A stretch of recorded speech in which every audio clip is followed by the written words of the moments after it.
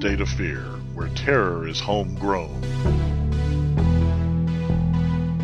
Join us as we take a drive down dusty back roads and discover the obscure and dark history of this country, human and otherwise, that lurk in your backyard.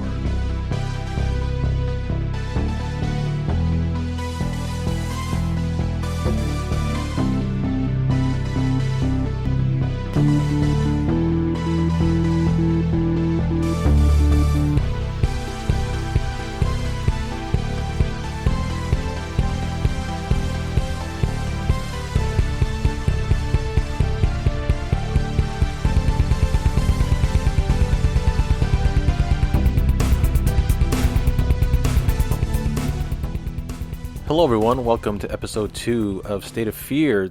I am Chris, and with me as always is my co-host James. Hey everybody, how y'all doing? So today's episode is on Alaska. So we're discussing an event that happened in Alaska in 1986. It is the sighting of 3 UFOs by Japan Airlines Flight 1628 on November 17th, 1986. Now, everybody has their idea or their belief of what they think a UFO or UFOs or aliens are, and they range from, little gray men to interdimensional beings to future versions of us. Absolutely. But I'm interested in hearing, James, what do you think UFOs/aliens are? Well, aliens themselves, I've often been a strong believer. I am a man of Christian faith. Okay. I'm not a thumper by no means, but I do believe in all this giant creation the Lord has made, that we are not the only living beings in this universe. Okay. There's probably other human colonies, we're His creation. So to think that Earth is the only realm where human life exists, I've always, it's been very hard for me to buy that. Okay. As far as UFOs, I have unfortunately never seen one, at least not that I know of. Grew up in the mountains, and I think in a lot of cases in the old days or wherever, when people would see UFOs, if they're, I'm trying to kind of articulate what it is that I think. Like when I used to be, I'd go up the canyon, for instance, pitch black, I'm out camping or whatever, and you're looking up. I could physically see with my naked eye satellites and stuff orbiting the Earth, some of them low-lying. I've seen low-flying meteorites before that actually made noise. Okay. Now do these qualify as some of the things that, the stories I've heard? No, not really. So UFOs, unidentified flying object, as everybody knows, is anything I would think that you'd see in the sky that you cannot immediately figure out what it is. I didn't want to say identify because that would sound Right, that's the opposite of the term. Yeah, it's like hello, yeah. But that's basically what I think it is. I believe in the Roswell story. I honestly believe something crashed out there. Mm-hmm. Is the government out there? Do they have, special craft? Are they doing some kind of testing? I don't know. Probably. I don't trust them fools. All right. Yeah. as far as you can throw them. Nope, that's it. So I'm thinking, some of this stuff is probably experimental aircraft, but I also firmly believe that some of these things are not explained, like that large, I wish I knew the term, what the specific sighting was, but I really found it interesting. It was in Arizona with a giant triangle. The Phoenix Lights. The Phoenix Lights, yeah. Sorry, it was too symmetrical, stayed at the same level for several hours. So you're saying you don't believe the official report that it was flares dropped by the military? Hell no, because I was in the military and I've seen flares. They don't hover like that. Plus, if they were all, they'd have to be fired at the exact same time, the exact same altitude, and evenly spaced. And flares have parachutes. They drift in the wind. They don't come down smooth. So I'm just telling you, I don't believe that for one damn second. Plus, the military would not purposely drop flares over a civilian population. Nope. And then they started disappearing. So then they tried to, I remember in the story, they tried to justify it by lining it up against that ridge line. Right, right. And trying to lower it down to say, oh, it disappeared and this, blah, blah. So you believe that aliens could be just other versions of us on different planets? Absolutely. Okay. Absolutely. Maybe even a much more evolved version of us on other planets, and they're coming back to see how we're doing as well. Maybe they've already reached that next plateau, like post-death. Who Okay. knows? Right. Who knows? I know when we go to heaven, what our idea of heaven is, we are all to actually be living on this planet in a glorified body, in a much better shape, no sickness, no hunger, you know what you've heard in Bible school. Yeah. So to think that, like I said, I believe, maybe that is our next level. Are we going to turn into little gray guys with little big fat heads? I don't think so. No? Okay. But yeah, I do believe there are other forms of life in this universe. God could have had several experiments, as far as I'm concerned. All right. I mean, I don't know what other people's beliefs are. Those are just some of mine. Well, and that's what makes it a belief. It's what you believe in. It's your own thing. Yep. So, I believe that the unidentified flying objects that make right-angle turns at speeds unable to be handled by our jets or our pilots, and other alien species, the Greys, the Reptilians, the praying mantis, the Nords, I believe they're all interdimensional beings, as in they all exist in parallel dimensions. I believe that they enter our dimension. They're fourth dimension beings or higher, and they can enter our dimension the way that we are able to enter the second dimension. Okay. But the second dimension cannot enter us because it's too far advanced. So therefore, we cannot. The fourth dimension is supposed to be time. Yes. So we cannot enter time as of yet because we have not acquired that ability. No. So I believe all these beings are fourth dimension beings, and they enter through whatever wormhole or space hole or black hole, whatever it is they do. They pierce through time to enter not just our reality but other realities too. Which is why you have reports of Greys mixing in with reptilians, or Greys and Bigfoot creatures, or Greys and Nords. They go through other dimensions and they form alliances and all this stuff. And that goes into some sci-fi crap. But yeah, I believe, because from what I have read, in order to travel the vast distances across space, even if they had a ship faster than light, you would need generational ships to make it to a destination that is light years away. At least so we've been told. Right. Like I said, how are we going to prove it? Can we get into space? Right. No, most of us cannot. But my thought is that if these beings are so much more advanced, they wouldn't even have to come from a different planet. They would be able to pierce through their dimension into ours much, much easier and at much less of a fuel expense than it would be to go across vast distances. That's a very interesting theory. And that's just my belief. Well, with the higher technologies and stuff that have to be available for them to be able to do these kind of interstellar things. Right. I absolutely agree with that. Yeah. So, okay, before we get into our main topic, let's go ahead and get into the weird news of the day.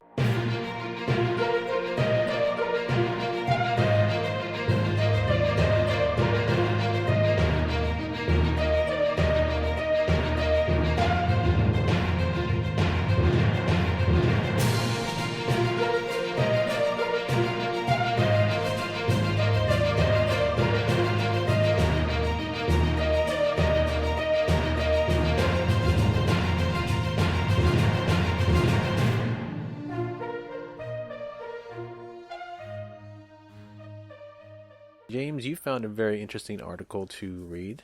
Yes, and these articles don't necessarily are not always going to follow the episode, so to say, but just interesting, weird stories from around the globe. But current stories. Are current. Yeah. Yeah, very current. This particular article I found was from November 9th. It was a very interesting article entitled How Rabies Inspired Folktales of Werewolves and Vampires. And when I think about that, I absolutely can see how that could happen. Somebody infected with rabies is enraged. They're animalistic, savage, and can cause physical damage to another human being with their bare hands. Yeah, absolutely. So the story goes, in 1855, the Brooklyn Daily Eagle reported on the gruesome murder of a bride by her new husband. The story came from a French countryside where the woman's parents had initially prevented the couple's engagement on the account of strangeness of conduct sometimes observed in the young man, although he otherwise was a most eligible match. The parents eventually consented, and the marriage took place. Shortly after the newlyweds withdrew to consummate their bond, fearful shrieks came from their quarters. That's never good. No. People quickly arrived to find the poor girl in the agonies of death, and her bosom torn open and lacerated in a most horrible manner, and the wretched husband in a fit of raving madness and covered with blood, having actually devoured a portion of the unfortunate girl's breast. Real nice. Yeah, that's terrible. Ugh. The bride died a short time later. Her husband, after a most violent resistance, also expired. Does that mean that he was beat to death in prison? I don't know, but that sounds like he died like shortly after he killed her. No, maybe it means that he died of rabies after he was exposed to it. And maybe, but I mean, if he wasn't acting like this at the ceremony and then he just flipped a switch and killed her. Yeah, that's very strange. And then died shortly after. Anyway, the story continues. What could have caused this horrifying incident? It was then recollected in answer to searching questions by a physician that the groom had previously, quote-unquote, been bitten by a strange dog. The passage of madness from dog to human seemed like the only possible reason for the grisly turn of events.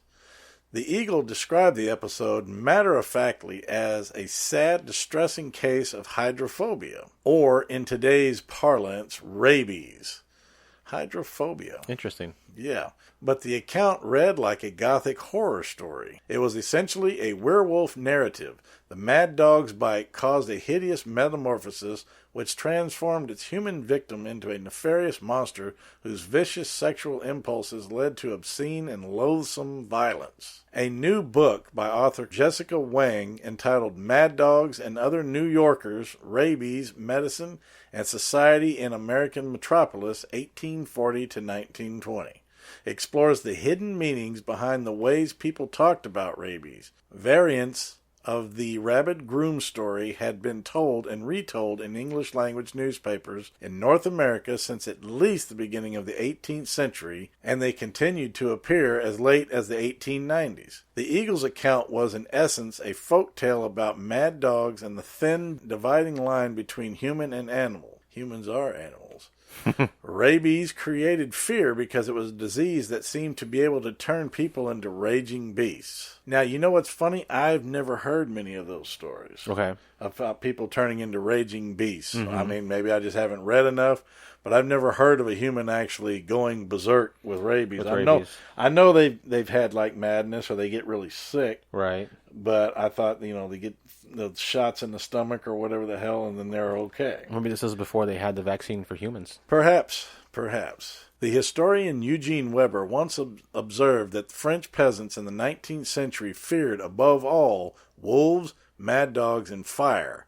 Canine madness, or the disease that we know today as rabies, conjured up the canine terrors that have formed the stuff of nightmares for centuries. Other infectious diseases, including cholera, typhoid, and diphtheria, killed far more people in the 19th and early 20th centuries. The cry of "mad dog" nonetheless sparked an immediate sense of terror because a simple dog bite could mean a protracted ordeal of grueling symptoms followed by certain death. Modern medicine knows that rabies is caused by a virus. Once it enters the body, it travels to the brain via the nervous system. The typical lag time of weeks or months between initial exposure and the onset of symptoms means that rabies is no longer a death sentence if a patient receives quick medical attention. Antibiotics, injections of immune antibodies, and vaccine in order to build immunity soon after encountering a suspect animal. Though it's rare for people to die of rabies in the U.S., the disease still kills tens of thousands of people globally every year. That's scary. I did not know that. I didn't either. That's very scary. I've also heard that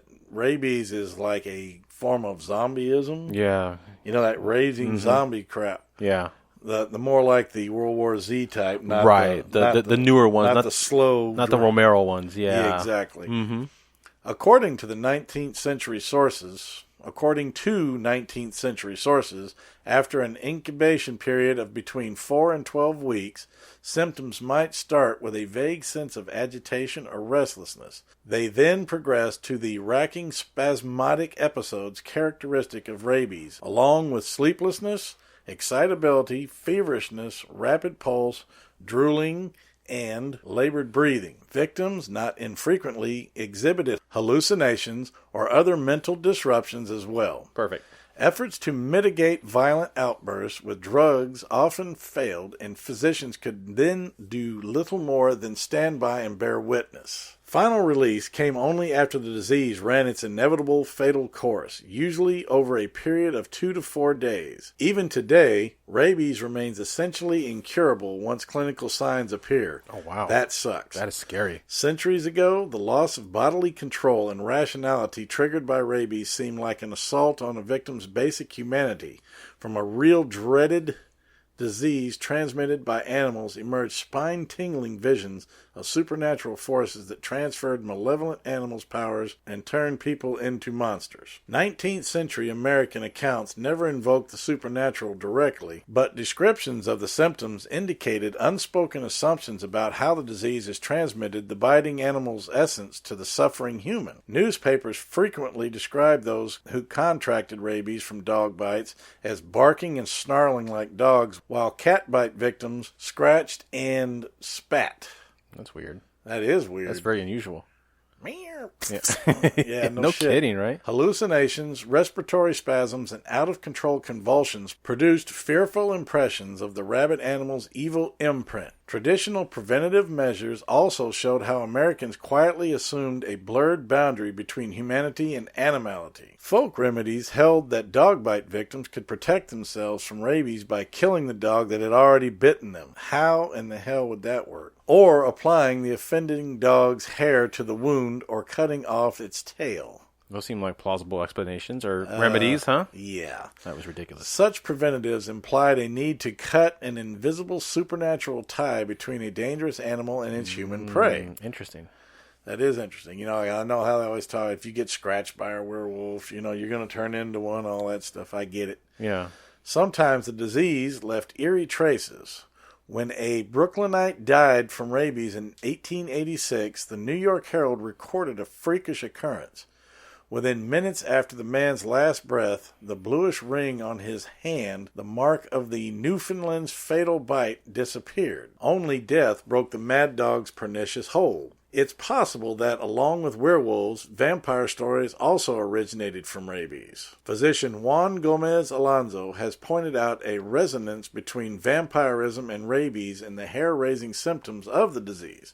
The distorted sounds, exaggerated facial appearances, restlessness, and sometimes wild and aggressive behaviors that made sufferers seem more monstrous than human. Extreme oversensitivity to stimuli, which set off the torturous spasmodic episodes associated with rabies, could have had a particularly strange effect. A glance at a mirror might set off a violent response in a chilling parallel with the living dead's vampire's inability to cast a reflection. Moreover, in different Eastern European folkloric traditions, vampires turn themselves not into bats, but into wolves or dogs, the key vectors of rabies. So, as aspiring werewolves, vampires, and other haunts take to the streets for Halloween, remember that beneath the annual ritual of candy and costume fun lie the darker recesses of the imagination. Here, animals, disease, and fear intermingle and monsters materialize at the crossover point between animality and humanity. Cave Canem, beware the dog.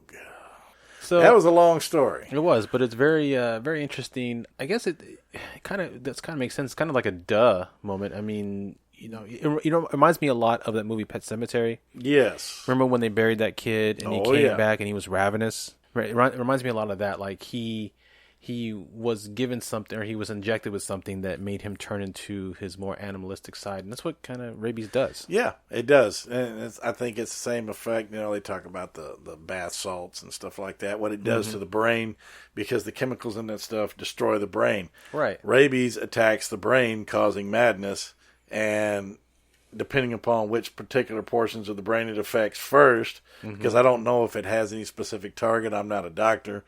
But if it destroys certain areas of the brain that control your behavior before it destroys your motor functions, you can go mad and develop, go into hyperdrive. You have like adrenaline rush and stuff like that. And we all know that some people can develop superhuman strength with adrenaline rushes. So they would be able to physically tear a human apart with their bare hands. And you combine that with the already built-in fear of the supernatural or the unknown, and early 19th, 17th century life, and everything's the forest is scary, and strangers are scary, and then everybody's a witch, and you combine that with somebody who has superhuman strength and is acting animalistic with an unknown cause, then I can definitely see where those stories would come from.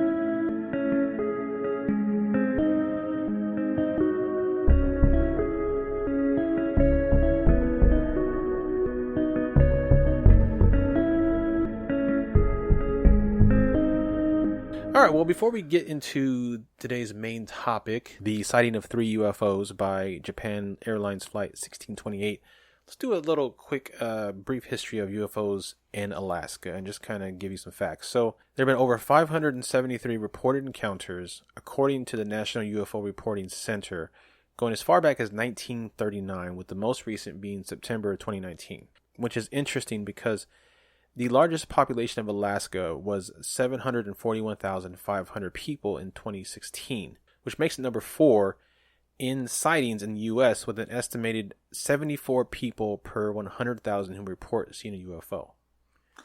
So a state with a very sparse population, because the whole state only has 700,000 people. And they're mostly concentrated in the southern regions. Right. There are some settlements up north, but most of those are like your oil drilling and stuff like that. Right. Or fishing. And we in here in Houston have how many millions of people? Nobody knows. Right. Yeah. Last estimate about 4 million. 4 million people. But Alaska is number 4 in UFO sightings because of the ratio per capita of ratio of people versus number of sightings. So that's pretty interesting. I have an interesting little theory on that, though. Yeah. I think because it's so far north, there was a reason we bought Alaska from, I believe we got it from Russia. Okay. Let me hear your theory. I wish I should know my history better on that. But I know we acquired Alaska, and I think we did it in part because of the barrenness of the state, that the government likes to go up there, and I think they have secret test facilities up there because they know that not many people can get to it. Yeah. So some of these sightings could be military aircraft, experimental stuff like we discussed before. Right. It's always a possibility. I don't see why not. I mean, when places like Area 51 get overrun or become well known, why not go somewhere where there's more land and people? Exactly. And like you said, it's a harsh environment. It's very harsh. And they could be subterranean for all we know. They could have tunneled into the ice, Oh, yeah, very easily. Because we've had Alaska for decades, so they could have been developing that state forever. Yeah. Right under our noses. No one's going to go out into the middle of the frozen tundra to look for a quote-unquote base that might not exist. Yeah, and like I said, this is theory only, and it's just my opinion. Right. But a lot of sightings, and especially if it's that concentrated, could be due to a lot of military aircraft in the area. But there also could be some legit stuff. Because, I mean, we got a lot of strange stuff happens up north like that. So. Oh, yeah. Yeah, I mean, there's all kinds of... I mean, Canada and Alaska, they see all kinds of stuff up there. Yes, they do. Okay, well, let's get on to the topic of today's story. I'm pretty excited because it wasn't one that I had known about before doing the research for it. And I'd studied UFO encounters before, and I've known probably a good couple, 2, 3, or 4 handfuls of more of the famous ones, some of the more obscure ones. But this one I'd never heard of before, and it's a U.S. sighting. Yeah. So it's very, very strange that I've never heard of it. And it's actually known as Alaska's best known UFO encounter. Yes, it is. So it comes out of a article, actually a recent article. Well, it was not a recent article, but recently in October 2019, the story was retold for the 33rd anniversary of the event, which took place November 17th, 1986. 3 UFOs played tag with Japan Airlines Flight 1620 for about 50 minutes while they were observed by the terrified flight crew. During the last 30 minutes, UFOs were tracked on military and civilian radar, and the entire encounter was verified by a high-level administrator of the FAA. Now, Japan Airlines Captain Kinju Terachi was an ex-fighter pilot and a senior airline pilot with more than 10,000 hours flight experience. So this guy, he's been around. Yes. He's flown quite a bit. He's seen things. So he knows what is a airplane. He knows what's a helicopter. He knows what's not any of those things. So he was assigned to fly Japan Airlines cargo flight from Paris to Reykjavik, Anchorage, and on to Tokyo. On November 17th at around 5:09 p.m. Alaskan time, the Anchorage Air Route Traffic Control Center contacted Japan Airline 1628, which at the time was about 104 miles northeast of Fort Yukon. The flight controller asked the pilot to adjust his heading so the plane would pass south of Fort Yukon and Fairbanks. The co-pilot then turned the plane to the left about 15 degrees, at which time Captain Terachi, sitting on the left side of the cockpit, saw unidentified lights out his side window to the left and below them. He thought they might have been military planes, and so he decided to ignore them, but after a few minutes he realized these unidentified aircraft were actually pacing him. Now that brings me, real quick, Yeah. that right there, when they're asking to deviate, Yeah. I don't know if they were instructed by somebody hired, say, get them out of there. We've got 2 aircraft in the area. Could have been. There's no telling. Yeah. But, yeah, as the details of the story unfold, at this point I would think, oh, they're just a couple military aircraft up there and they don't want nobody seeing these or whatever. Right. So divert. Yeah. I mean, they want you to pass south of Fort Yukon, so they want you to pass over Fort Yukon. Yeah, which something's means up. They could be doing military maneuvers out there. Yeah. Yeah. So Flight 1628 contacted the Anchorage Center twice in rapid succession and asked if there were any other aircraft in the area. The center responded that there were no military aircraft and ground radar did not show any other aircraft other than Flight 1628. Then the 2 lights began to move in a very erratic manner. Terachi's recollection for his official report to the FAA states as thus: the distance from the lights were far enough from us and we felt no extreme danger. I thought perhaps it was a UFO. The lights were still moving strangely. Most unexpectedly, 2 spaceships appeared directly in front of the plane, shooting off lights. The inside cockpit shined brightly, and I felt the warmth of the UFO's thrusters on my face. That's pretty close to them, damn. That's really close. Yeah, I'm saying, and you feeling it through that glass? Yeah. That glass at that altitude for that kind of warmth. And you feel the warmth, yeah. Golly. Then, 3 to 7 seconds later, the fire, like from jet engines, stopped and became a small circle of lights as they began to fly in a level flight at the same speed as we were. The middle of the body of the ship sparked an occasional stream of lights like a charcoal fire. Yeah, that's weird. Okay. Yeah. Its shape was a square, flying 500 feet to 1,000 feet in front of us, very slightly higher in altitude than us. Its size was about the same size as the body of a DC-8, a size similar to a Boeing 707. Now, I've seen conflicting reports on that, though, because Okay. I did read up on this a little bit. And Yeah. Some said it was Boeing, and some says it dwarfed their Boeing. aircraft, and they're driving a, what is that, big old 747 cargo plane? Yes, they are. And that is not a small aircraft. No, so not if at they were all. getting dwarfed, a 767 is bigger, but it wouldn't dwarf it. Okay. Yeah. That's still a huge aircraft. Yeah. That's like Air Force One size. That's huge. So That's it's big. huge. Yeah. So to be dwarfed, I would think it'd be a little bit bigger than that. Been bigger than that, yeah. It's impossible for any man-made machine to make a sudden appearance in front of a jumbo jet that is flying 910 kilometers per hour and to move along in a formation paralleling our aircraft. But we did not feel threatened or in danger. Honestly, we were simply astounded. I have no idea why they came so close to us. There was a pale white flat light in the direction where the ships flew away, pacing us. The Anchorage Center replied that they saw nothing on the radar. I set our digital weather radar distance to 20 miles, radar angle to horizon. There it was on the screen, a large, green, round object that had appeared 7 or 8 miles away in the direction of the object. We arrived at the sky above the Ellison Air Force Base and Fairbanks. It was a clear night. We were just above the bright city lights and we checked the pale white light behind us. There was a silhouette of a gigantic ship. We must get away quickly. This is all verbatim from his report. A terrified Captain Terachi, in coordination with the Anchorage Center, attempted evasive maneuvers such as flying in a circle and changing altitude. The giant UFO, later described by Terachi as the size of 2 aircraft carriers, shadowed Flight 1628 through all maneuvers. That must be the one that makes you had more mentioned. sense. Yeah.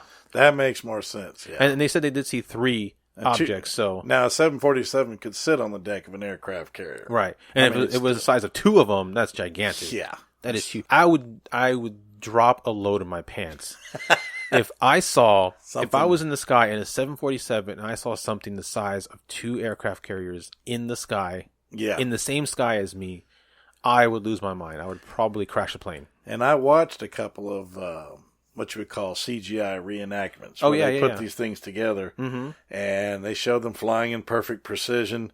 And then the evasive maneuver that you spoke of, the tower actually gave them permission to fly a 360-degree circle. Oh, wow. So basically, they just pulled a complete circle, went all the way around, came back, and the thing was gone. Oh, wow. But then they said it was tailing them. Okay. If I recall correctly. Yeah. The actual UFO was tailing the aircraft, and they were like, what the hell? They wrote it off afterwards as a radar shadow. Oh, wow. Okay. They call it like a radar reflection. Yeah, I think I've heard of that. And I'm sitting there going, no, that's them trying to... they're trying to throw people off the trail. Put it under the rug. And I hate that because I've always been a firm believer that the government does not have the right to keep information from the public. Right. If there is things out there, things we need to be aware of. But you know what? Humans are panicky animals anyway. Oh my gosh, yeah. So God knows how they would handle it. It'd be mass rioting and looting and just mass genocide probably. The second annual Bayou City Paranormal Symposium is here, April 25th and 26th at the Pasadena Convention Center. Special guests include John Zaffis, Katie Stafford, the Kling Brothers, and more. 2 spine-tingling interactive exhibits, including the fan-favorite Psychomantium 2. Over 40 vendors and exhibitors will be on hand. Free vendor shopping all weekend. Discounted pre-sale tickets and VIP available now through February 29th. Bayou City's premier event for the things that go bump in the night. Go to badwolfevents.com for tickets and more info. The Anchorage Center offered to scramble a military jet, but Captain Taraji declined the offer, feeling unintended consequences of a military confrontation with the UFO. About that time, a United Airlines passenger jet flew into the same air zone and was requested by the ATC to get a visual on the situation. Taraji reported, "When the United plane came by our side, the spaceship disappeared suddenly.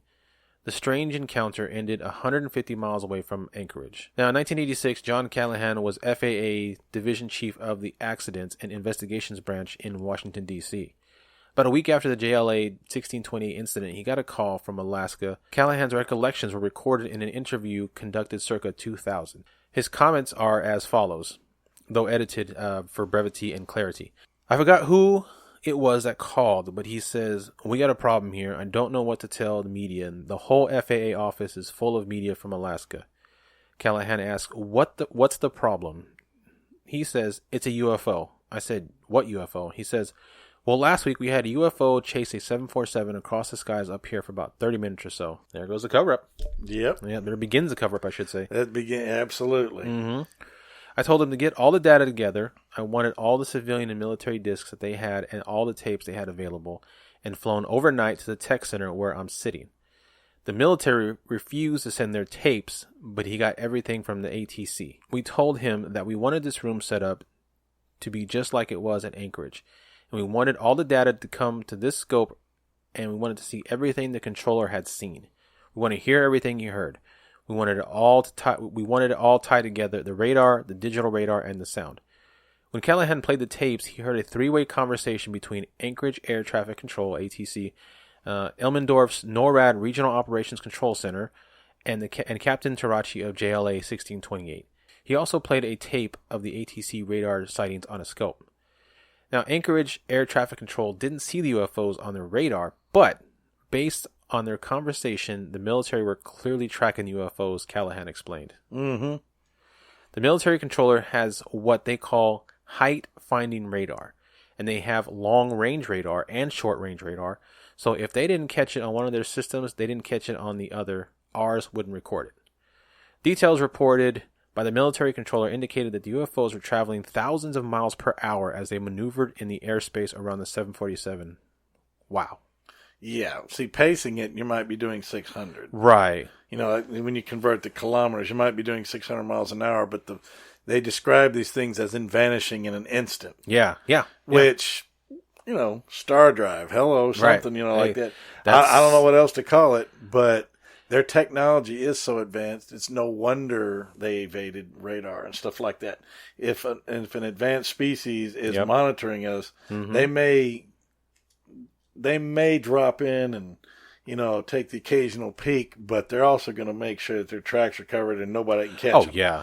You're not going to get them on radar. No. You're not going to catch them on any kind of radio frequency because they're probably monitoring everything we say anyway. Now, sometimes they do, but not all the time. You don't know. Yeah. But now, you said star drive. That's an interesting point because that goes back to my belief that they're using star drive would mean that they're manipulating space and time around them. I mean, they literally vanished in milliseconds. Right. I mean, gone. Yeah. See ya. So my belief is that they're actually, when they're disappearing, they're actually entering a different dimension and then making turns or whatever and then coming back out a different part of the sky in our dimension. But because we don't see them entering and leaving the dimension, it looks like they went from one place to another super fast. Do you think they can either cloak or perhaps even phase? I'm sure they can cloak and phase, but where they can still be in the same area but invisible in some form. Yeah, I believe they can do that too. Yeah. Oh yeah. I believe they can cloak and phase as well. Yeah. Some kind of light bending technology, of course. Yeah, absolutely. Vanish real easy. Yeah. So the military controller had one other surprise finding. Near the end of the incident, a United Airlines flight was diverted to observe the JLA flight. By then, Captain Tarachi no longer saw the huge UFO, and the United pilot did not see it either. Unbeknownst to both of them, the military radar clearly indicated that the UFO had tucked out of sight behind the United flight and had begun following it. Now, wait a minute. But the other plane didn't see them, so, wait a minute. They started following them. Wait a minute. This might be coming around to the whole radar. Yeah, so the United flight didn't see the UFO, but the military radar tracked the UFO tucking out of sight behind the United flight before it got a chance to see the UFO, and then began following the United flight. So it's playing hide and seek with the United flight. Yes, it's doing that cartoon thing where the cat, like Tom and Jerry, walk up behind the dude. Oh yeah, and the guy looks behind him, but then he turns at the same time. Move. Yeah, so you can't see him. Yeah, that's what it's doing. It's playing Tom and Jerry with it. Although after sitting through the presentation, Callahan's boss turned to him and said, "Don't talk to anybody until I give you the okay." The next day, his boss set up a briefing. According to Callahan, quote, "I brought all the people from the tech center. We went upstairs. We had all kinds of boxes of data that we handed them, printouts. It filled up the room. They brought in 3 people from the FBI, 3 from the CIA, and 3 from Reagan's scientific study team. And I don't know who the rest of the people were, but they were all excited." Yeah. Callahan and the staff showed the assemblage everything they had and answered a lot of technical questions. When they got done, they actually swore all these other guys into. It never took place. We never had this meeting, and this was never recorded. Oh, I see. Oh, they put them under oath to keep their mouths shut. So this was one of the guys from the CIA. I asked him at the time, "I don't know why you're saying this. I mean, if there was something there, and if it's not the then-in-development stealth bomber, then you know it's a UFO. And if it's a UFO, why wouldn't you want the people to know?" It's very much in line with you, James. Yep. He said that if they come out and told the American public that they ran into a UFO out there, it would cause panic across the country. So therefore, we can't talk about it.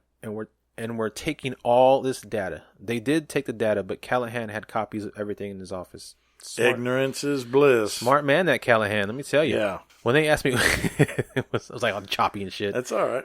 When they asked me what I thought, I told them that it looked like we had a UFO that was up there. As far as I was concerned, Reagan's science team were the ones that verified my own thoughts about it. They were very, very excited about the data. They had said at that time that this was the only time, and they used the words, a UFO was ever recorded on radar for any length of time. Now, there's a short epilogue to the story. Within months of the incident, Captain Tarachi was banished to a desk job because he had embarrassed the company. He talked to the press. That's what happened. He talked to somebody before they could shut him up. Right. He was later fully instated a few years after that. John Callahan retired from the FAA, becoming an industry consultant, and periodically recounted the true story of the JLA Flight 1628. Now this John, what's his name? Callahan. John Callahan worked for the government. So you don't believe him? I don't believe he was a member of the air traffic control service or something. I believe they got government people tucked into everything. So even though he was trying to get the story out to the American people, you don't believe him? Nope. So because it didn't get out to the American people, at least not in full. But what we have today came out because of him. And it could also be carefully guided because of him. But we know certain things. But you know what I mean? Yeah. I don't trust people. I think you're a little too conspiratorial. Like, you don't believe anything. No, I don't. You know, I believe, but I don't believe. You don't believe, but you don't believe. Yeah. Well, that's man, that is a crazy encounter. Especially the fact that they had 3 different radar data sets for them: the FAA, Anchorage, and the military. And where were the cameras? I believe, don't these airlines have black boxes, cameras, things of that nature, even in those time periods? I don't know if they had cameras in '86. I don't think they had cameras. Well, who knows? But they had black boxes, but I don't think they go into the black boxes unless there's some sort of a accident or crash or something. I suppose. This has been a lot of fun. Absolutely. This was a very interesting episode. I'm getting to enjoy this podcast more and more. And I do love me some UFOs, and I am looking forward to all the other good and cool and crazy stuff we're going to run into out there. And I'm looking forward to what our next entry is and what other, like you said, other weird stuff that we come across. Absolutely. All right, guys. Well, then we will see you on the next episode. Until then, keep watching the skies. That's right. Peace out, guys. Peace. Oh, and don't forget to stay tuned for the personal encounter stories coming up right now. Story 1, as reported to the Mutual UFO Network, occurred October 15, 1936 at approximately 1700. Reported February 5th, 2001 at approximately 0028. Posted March 21st, 2003. Location, Eklutna, Alaska. Shape, cigar. Duration, 3 minutes. 2 men approached by a cigar-shaped object in the night sky. I happened to be in Alaska because I was working for Washington Fish and Oyster Company at their cannery on Shuyak Island called Port Williams. I was a mechanic doing all manner of repair work besides making cans for the salmon with Continental Can Company equipment. I made the cans and then we checked constantly to ensure proper sealing. When the salmon season was over, I decided to go to Anchorage and secure a job. This was not to be, and I found myself working for the Civilian Conservation Corps. I helped establish the camp at Eklutna, 27 miles north of Anchorage on the now old highway. This was the construction site of Eklutna's power plant buildings, and all were still intact and we took it over. The exact number of young men who arrived, there was probably 10, and they were all, I believe, from the eastern states, New Hampshire, Vermont, Massachusetts. It was cold, 20 to 25 degrees Fahrenheit, with about 10 inches of snow on the ground. We all slept in a large bunkhouse, and free time was spent around the coal-burning stove playing cards, reading, or just conversation. One of the fellows was called Peterson. Weekends were long, and the biggest activity was chucking coal into the stove. Everyone took turns to keep the fire going during the night. On this particular Saturday night, Peterson and I decided to hitch a ride to Anchorage and go to a movie. The others thought we were out of our minds with the freezing cold and all. The 2 of us started out. The sky was pitch black, with the stars glistening like jewels, and the air was still. Walking along at a brisk pace to keep warm, we must have covered 4 or 5 miles and no cars came. As we entered an open area, we heard this sound, turned around, and saw this intense bluish light. Oh, joy, I thought. A truck. It had to be with one headlight burned out. Wrong. It was not on the road, but up in the air. This was startling to say the least. The sound we heard was the sound of a jet turbine being shut down, not a high-pitched sound. Dumbfounded, it took a few seconds for us to react. It seemed to be moving rather slowly, maybe 35 to 40 miles per hour. In the ensuing moments, we flattened ourselves in the snow when it passed overhead. In the few moments I looked at it, it was, to all appearances, cigar-shaped with a bluish light on the side. However, a few seconds later, when the light faded some, I looked up and it appeared wider. Peterson and I were now standing up, looking at the object heading east. It was headed towards a mountain or high foothills. As we kept looking at it, we both thought it would crash into the mountain. It seemed to lift up and went over and down the other side. We looked at each other and exclaimed, "What in the hell was that?" We decided to return to camp, which we did, wondering what we had seen. NUFORC note. Report submitted in written form to the National UFO Reporting Center by Mr. Holger Berg. Our gratitude to Mr. Berg for typing the report. We spoke with Mr. Berg on many occasions about his sighting, and we found his story to be most compelling. We are very pleased to have received his story before his death on January 27, 2001 at age 83, and we are saddened by his passing. Story 2 occurred February 1st, 1954 at 0200. I had been scrambled off about 2 a.m. with my backseat radar observer. We had made our intercept and were released by crane control. As was the custom, we were flying about, burning up fuel, as it was unwise to land with much fuel left in the wingtip tanks. We were about 50 miles northwest of Ladd when we were recontacted by crane control. They said that the Anchorage radar control station, whose name I have forgotten, had contacted them and that there was an object flying north at about 1,100 to 1,200 knots per hour. They handed off the contact to crane control.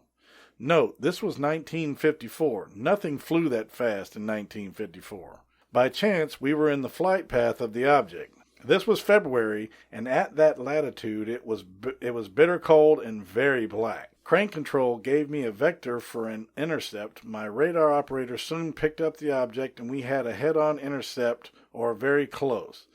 Not the best situation, but I plowed right ahead and kept the bogey dead center. It took only about 30 seconds for the intercept, such as it was. I was sure I was dead.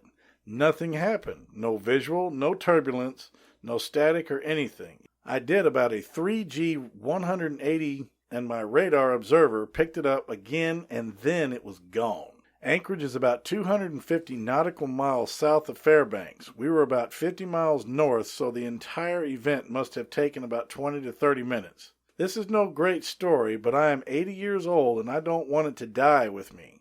The important point is that the object was picked up by 3 different radars.